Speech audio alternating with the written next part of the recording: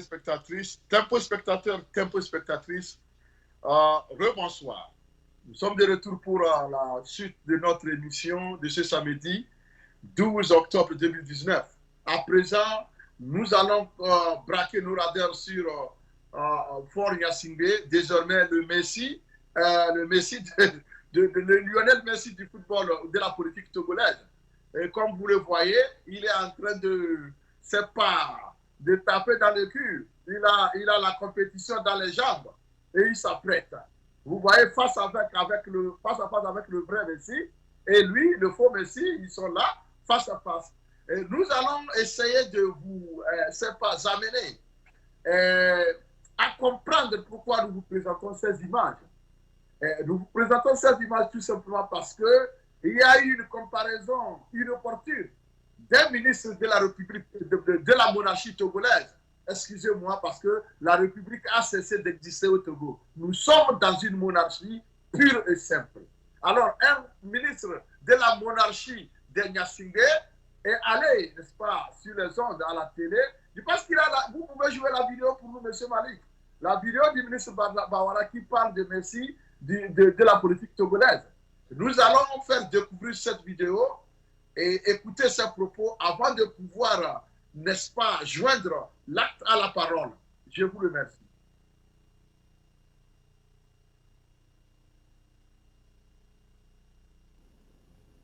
Heureusement pour nous, nous n'avons pas un président qui aime trop l'affichage, qui aime volume, qui aime le moi, qui est dans une pratique autocratique. Vous voyez, les Togolais commencent à observer des maires qui n'ont même pas encore pris fonction, qui n'ont même pas encore eu de réunion de leur conseil municipal, qui ne connaissent même pas encore quel sera leur budget en recettes et en dépenses, et qui disent « Ah, l'État n'a qu'à me virer l'argent et moi je vais m'occuper de la construction des marchés. » Des marchés qui se trouvent sur le territoire. Est-ce que ce n'est pas une revendication Monsieur légitime? Gilles Bokor, il suffirait de jeter un coup d'œil à Cotonou pour voir que le marché d'Antopa n'est pas dans le giron de la mairie de Cotonou. Il suffirait de chercher à apprendre, de voir que la gare Saint-Lazare, la gare de Lyon, la gare du Nord ne sont pas gérées par la mairie de Paris. Qu'en France, on a ce qu'on appelle les ouvrages et les équipements d'intérêt national. Le marché dont on parle est un marché d'intérêt national. Alors, vous voyez, quand à la tête d'une mairie, on a déjà ce comportement un peu autocratique, sans concertation. Je sais que nous avons besoin de temps pour intérioriser et apprendre dans la gestion des collectivités locales. Ça s'applique à nous tous. Mais cela ne doit pas excuser ni l'improvisation, ni l'amateurisme, encore moins cette attitude de défiance vis-à-vis du Premier ministre. Nous devons apprendre, les collectivités locales et le gouvernement, à travailler dans un esprit de collaboration. Alors, en attendant, Malik, nous allons commenter un peu sur ce qu'il a déjà dit, ce que le peuple togolais a déjà entendu, ce que le monde entier a déjà entendu. Je vais essayer d'éclairer un peu l'opinion par rapport aux propos. Monsieur le ministre est en train de parler, n'est-ce pas, de la gestion des mairies dans la capitale togolaise. Ce qui s'est passé au Togo, dans aucun pays au monde, cela n'a pu se passer. Jamais du tout dans l'histoire du monde. En effet, lorsque le régime RPT s'est rendu compte que malgré les fraudes massives, malgré tout ce qu'ils ont fait pour pouvoir s'accaparer de toutes les mairies, l'opposition qui a participé a pu au moins glaner par la force des choses quelques mairies. Le régime, en pleine élection, a fait voter de nouvelles lois par rapport à la gestion des mairies. Mais est-ce que vous écoutez ce que je suis en train de dire? Vous êtes dans vos pays respectifs, s'il vous plaît. Ici, j'en appelle au sens, n'est-ce pas, c'est pas de compréhension de chacun de nous, au sens même de comment vous comprenez la gestion de la chose publique, la res publica, le gouvernement du peuple. C'est-à-dire que dans aucun pays au monde, on ne change les règles du jeu au cours d'une élection où ces règles devaient être appliquées. Mais au Togo, comme c'est un pays de l'opprobre, un pays de honte, un pays de quoi que ce soit, ils l'ont fait. Donc, comme je le disais tantôt, ils ont changé de loi. Et ils ont continué par les modifier. Jusqu'à présent, ils continuent parce que à chaque fois qu'ils voient qu'il y a une porte de sortie pour l'opposition, ils font une affaire. Dans la grande mairie de Lomé, au niveau du district 4, devait être la mairie qui devait gérer le grand marché de Lomé. Mais dès qu'ils se sont rendus compte que le RPT n'a pas pu avoir cette mairie, il faut tout changer pour faire en sorte que, quel que soit le cas, le maire ne pourra pas avoir les pouvoirs que les autres maires ont dans les mêmes conditions dans les autres villes. Maintenant, on nous parle du district indépendant, on nous parle d'un gouverneur qui sera nommé, on nous parle de 50 délégués qui seront nommés, s'il vous plaît. Si vous avez envie de nommer les délégués, pourquoi vous avez organisé des élections alors? Si vous avez envie d'avoir des gens nommés pour diriger les mairies, pourquoi aviez-vous dépensé l'argent pour organiser des élections? Ici, tout simplement, cela confirme le caractère gourmand de ce régime. Non seulement ce régime est gourmand, mais il est inhumain. Parce qu'il pose des actes inhumains. Il est gourmand et ce n'est pas sérieux ça. Ce n'est pas sérieux. Maintenant, quelle légitimité vous voulez avoir vis-à-vis d'un peuple qui s'est payé pour aller voter et maintenant vous êtes en train de délégitimer le vote du peuple en voulant maintenant passer outre pour pouvoir continuer par piller, continuer par voler, détourner et semer la misère au sein de vos populations. Est-ce que c'est comme ça qu'on gère un pays? Ça aussi, vous vous ouvrez à des critiques inutiles. J'aurais pu économiser mon temps pour autre chose, mais vous m'obligez à revenir sur ce caractère gourmand, ce caractère méchant de ce régime, de cette monarchie. Pourquoi vous faites ça? Vous pensez que c'est parce que les gens ne sont plus dans le régime, ils ne sont pas du RPT, ils ne sont plus togolais? Donc il faut les traiter comme ça? S'il vous plaît, monsieur Bawara. Qu'est-ce que vous vous dites quand vous sortez, vous allez à l'extérieur avec vos pères de la sous-région? Est-ce que vous parlez, et les gens ne vous disent pas que vous là, ce que vous faites, ce n'est pas bon? Ou bien ils sont en train de vous jeter des éloges? Moi, je ne comprends pas. La honte a vraiment quitté ce régime. Malik, montrez-nous ce qu'il a dit avant, parce que je pense qu'il a dit beaucoup de choses. Et nous allons décortiquer point par point tous ces propos, c'est pas malencontreux. Tous ces propos qui frisent le ridicule. C'est pas comme ça fonctionne. L'intérêt de chacun, c'est d'agir dans un esprit de collaboration. À la rigueur, si le maire du 4e de la commune 4, la commune 4 n'est pas un État, j'espère qu'il ne se considère pas comme un président. Alors donc, s'il avait pris un peu plus de recul, il aurait évité ce ridicule. Alors, vous avez tourné longtemps autour du pot. Concrètement, ça veut dire quoi? Faure Gnassingbé est-il candidat pour 2020?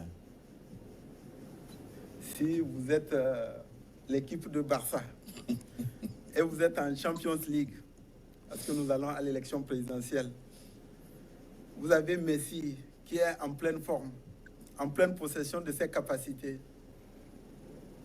Vous accepteriez que l'entraîneur le laisse à la touche? Malik, ça c'est déjà. Vous voyez que même les journalistes n'en revenaient pas. Ils se demandent s'il est en face d'un ministre ou bien en face de quelqu'un, bon, un passant qu'on a amené à la télé.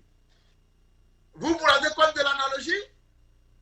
On parle des choses ici Et vous voulez faire des comparaisons, à faire dormir debout, monsieur le ministre. La fois passée, je disais dans mon émission ici que vous êtes les fossoyeurs de Fort Gnassingbé, que vous ne l'aimez pas. Je disais aussi que si on mesure, n'est-ce pas, le degré d'amour que vous avez pour votre monarque et le degré d'amour que j'ai pour lui, je suis sûr que il se révélera que je l'aime plus que vous. Bien que ce ne soit pas vraiment, je ne l'aime pas à cause de son comportement, mais malgré mon désamour pour lui, j'aurai encore, c'est pas un truc positif à son vis-à-vis par rapport à vous. Parce que je n'ai jamais posé un acte qui amène les gens à sortir l'insulter. Depuis que vous avez fait votre comparaison, vous avez vu la toile c'était à exploser. Vous avez couvert Fort Gnassingbé du ridicule. Tout le monde se moque désormais. Vous avez vu les images. Il est en veste en train de faire le football. Tout ça n'est pas votre faute, monsieur le ministre. Je me demande si Fort a pu se rendre compte que vous êtes responsable de cette situation. On ne fait pas de comparaison comme ça. Merci. Vous allez me dire que Messi joue tous les matchs. Non. Vous n'avez jamais vu Messi se faire remplacer lors des matchs. Vous allez me dire que Messi va jouer à vie. Il n'est pas vous. Lui ne va pas jouer le football à vie. Alors que là-bas, il n'est pas en train d'usurper quoi que ce soit. Il utilise son intelligence, n'est-ce pas, et son talent pour gagner son argent. Vous, qu'est-ce que vous utilisez pour gagner l'argent? C'est la force que vous utilisez pour maintenir le Togolais sous votre joug et continuer à piller le pays. C'est tout ce que vous faites. Mais dis donc, en dehors de ça, qu'est-ce que vous offrez? Au lieu de faire des comparaisons qui ne tiennent pas, moi je pense qu'il faut nous présenter votre projet de société. Et tout le monde connaît ce projet-là. C'est la force brute. Vous dites au peuple togolais, vous ne voulez pas de nous, mais nous allons vous gouverner. C'est votre projet de société. Alors, votre comparaison, c'est du flop. Ça n'a pas réussi. Vous avez au contraire couvert Fort du ridicule. Et je ne suis pas d'accord avec vous pour ça. Je vous ai toujours dit que à tout moment où vous amenez le monarque à se faire ridiculiser, j'ai dit non. Alors, qui parmi nous, de vous et moi, qui a plus d'amour pour Fort? Moi, je n'ai jamais posé un acte qui puisse amener les gens à sortir et l'insulter, se moquer de lui. Mais vous, à chaque fois que vous sortez, c'est pour dire quelque chose qui se retourne contre celui-là que vous prétendez défendre. Est-ce que vous l'aimez vraiment, vous? Non. Vous ne l'aimez pas. Vous n'êtes qu'une bande de sycophantes. C'est tout ce que vous faites. Vous le flattez pour pouvoir continuer par bénéficier de ces délices. En dehors des délices du pouvoir, en dehors de ça, il n'y a aucun amour. Alors, détrompez-vous et j'interpelle Fort Gnassingbé. Je vous ai toujours dit, n'écoutez pas ces gens-là. Ils sont en train de vous induire en erreur. Ils ne vous aiment pas. Ils seront les premiers à courir et à commencer par témoigner contre vous. Je vous le jure, ils vont le faire. Ils vont témoigner contre vous si vous ne les lâchez pas avant qu'il ne soit trop tard. Parce que cette comparaison-là, moi, je pense que c'est un coup. C'est un coup que M. Barra a voulu, n'est-ce pas, vous assérer. Il a voulu tellement, n'est-ce pas, vous humilier en allant faire cette comparaison qui a tourné court. Parce que ce n'est pas toutes les comparaisons qui valent la peine d'être faites. Et vous avez osé, vous avez vu. Ce sont des railleries partout. Les gens se moquent de votre monarque. Et moi, je ne suis pas content.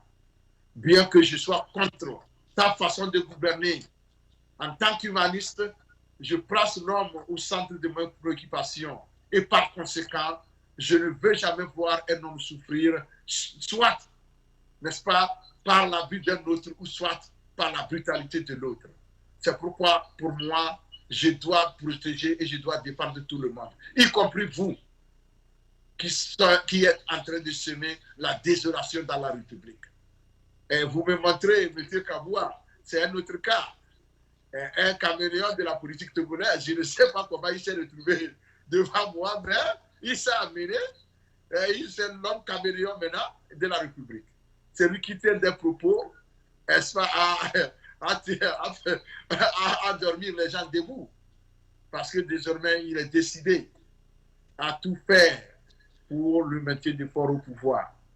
Il est décidé à tout faire pour garder le peuple togolais dans la misère. Il est décidé à tout faire pour continuer perpétuer la monarchisation du Togo. Et honte à tous ces gens-là qui sont en train de couvrir le peuple togolais et le Togo de honte. Honte à tous ces gens-là qui sont le malheur du peuple togolais. Honte à tous ces gens-là qui sont en train d'avaliser les crimes contre les populations qui pourtant ne veulent que vivre en paix. Où allons-nous? Où allons-nous lorsque les gens vont en politique pour se moquer des autres, de leur population? Lorsque les gens vont en politique pour se remplir les poches, lorsque les gens vont en politique, n'est-ce pas, pour faire de la corruption, où est-ce qu'on va? Mes chers amis, je vous remercie.